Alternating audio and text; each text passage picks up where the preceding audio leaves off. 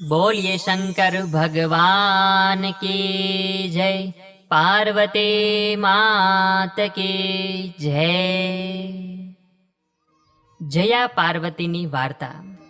આ વ્રત અષાઢ સુદ તેરસના દિવસથી શરૂ કરીને 5 દિવસ સુધી કરવામાં આવે છે। નિત્ય સવારે વહેલા ઉઠી નાઈ ધોઈ નિત્ય કર્મ કરીને ભગવાનનું પૂજન કરવાનું, જ્વારાનું પૂજન કરવાનું અને 5 દિવસ મીઠા વગરનું ભોજન, નમક વગરનું ભોજન લેવામાં આવે છે। 5મા દિવસે રાત્રે જાગરણ કરીને બીજા દિવસે વ્રતના પારણા કરવાના। એક હતો બ્રાહ્મણ અને એક હતી બ્રાહ્મણી। બંને સત્યવાદી અને નીતિવાળા હતા, પ્રભુ ભક્તિવાળા હતા। એને આંગણે જે કોઈ આવે તે ખાધા પીધા વગર જતું નહીં, એનો નિયમ હતો। એ ખાધે પીધે સુખી હતા, છતાં એમનામાં અભિમાનનો છાંટો પણ હતો નહીં। આમ એ બધી વાતે સુખી, પણ ભગવાને તેને માત્ર એક વાતનું દુઃખ આપ્યું હતું, અને તે એ કે એને શેર માટીની ખોટ હતી, અને આ શેર માટીને કારણે એમને રાત દિવસ સતત ચિંતા રહેતી હતી। એક દિવસની વાત છે, એ દિવસે નારદજી ફરતા ફરતા ત્યાં આગળ આવી ચડ્યા। બ્રાહ્મણ એમને આવકાર આપ્યો અને ફળ ફૂલથી તેમનો સત્કાર કર્યો। ત્યારે નારદજીએ કહ્યું કે કેમ છો, મજામાં ને? હા મુનિરાજ, આપની કૃપાથી આમ તો સુખી જ છીએ, પણ શું કોઈ વાતનું દુઃખ છે?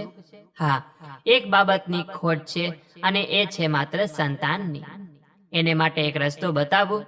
અહીંથી તમે દક્ષિણ દિશામાં જાઓ, ત્યાં એક શિવલિંગ છે, અને જંગલમાં હોવાથી તેની કોઈ પૂજા પણ કરતું નથી। ત્યાં જઈને તમે જો શંકર પાર્વતીની એક નિષ્ઠાથી સેવા પૂજા કરશો તો જરૂર તમારી પર મહાદેવજી પ્રસન્ન થશે અને તમને સંતાન આપશે। આમ કહી નારદજી તો ચાલ્યા ગયા, અને બીજે દિવસે પૂરી તૈયારી કરી બ્રાહ્મણ અને બ્રાહ્મણી પણ દક્ષિણ દિશા જંગલ તરફ ચાલી નીકળ્યા। થોડા દિવસ તેઓ ભૂખ્યા અને તરસ્યા મહાદેવના મંદિરની શોધમાં જંગલમાં રખડ્યા, પણ ક્યાં એમને આવું મંદિર દેખાયું નહીં। એટલે આખરે એ તો થાકીને હારીને એક ઝાડ નીચે બેઠા અને વિચાર કરવા લાગ્યા કે હવે કરવું શું। વિચાર કરતા કરતા એમને એમ લાગ્યું કે આ સામે ટેકરી દેખાય, ત્યાં તપાસ કરવાની બાકી છે, અને ત્યાં છેલ્લી તપાસ કરી લઈએ। જો ત્યાં મંદિર ન મળે તો પછી આપણે ઘેર પાછા ચાલ્યા જઈશું। આમ વિચાર કરી થાક ખાઈને તેઓ ટેકરી ઉપર ચડ્યા। ટેકરી ઉપર ચડીને જોયું તો ત્યાં આગળ એક નાનકડું મંદિર હતું, અને આ શંકર પાર્વતીનું મંદિર હતું। એક ખૂણામાં એમણે રહેવાની ગોઠવણ કરી, પછી સ્નાન કરી તેઓએ પૂજાની શરૂઆત કરી દીધી। મંદિર પાસે જ બીલીનું ઝાડ હતું, ત્યાંથી બીલીપત્રો લાવી સવાર સાંજ નિયમિતપણે તેઓ સ્નાન કરીને પૂજા પાઠ કરવા લાગ્યા, અને આજુબાજુમાંથી ફળ ફૂલ વીણી લાવી તેઓ પેટ પૂજા કરતા હતા। આમ કરતા 5 વર્ષ વીતી ગયા, પણ શંકર ભગવાન પ્રસન્ન થયા નહીં। એક દિવસ બ્રાહ્મણ ટેકરી ઉતરીને ફળ ફૂલ લેવા માટે જંગલમાં ગયો, પણ સાંજ પડવા આવી તોય તે પાછો ફર્યો નહીં। એટલે બ્રાહ્મણીને ચિંતા થવા લાગી। આથી તે તેને શોધવા ચાલી નીકળી, અને ટેકરી ઉતરીને થોડીક દૂર ગઈ। ત્યાં તેણે પોતાના પતિને ઝાડ નીચે બેભાન પડેલો જોયો, અને પાસે એક નાગ ફૂફાડા મારતો હતો। બ્રાહ્મણના પગના અંગૂઠામાંથી લોહી નીકળતું હતું। આથી બ્રાહ્મણીને લાગ્યું કે ચોક્કસ મારા પતિને નાગ કરડ્યો છે। આથી એના મોઢામાંથી એક ભયંકર ચીસ નીકળી ગઈ। ત્યાં તો એણે 16 શણગાર સજીને સામે પાર્વતીજીને ઉભેલા જોયા।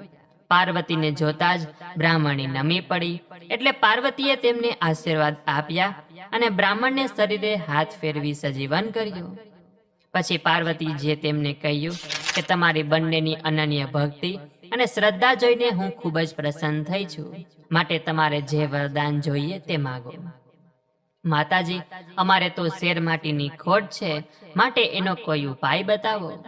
તમે જો જયા પાર્વતીનું વ્રત કરશો તો જરૂર તમારે સંતાન થશે। આ વ્રત કરવું કેવી રીતે? આ વ્રત અષાઢ સુદ તેરસના દિવસે શરૂ કરવામાં આવે છે, અને વદ ત્રીજે પૂરું કરવામાં આવે છે। આ 5 દિવસ મીઠા વગરનું એકટાણું કરવામાં આવે છે।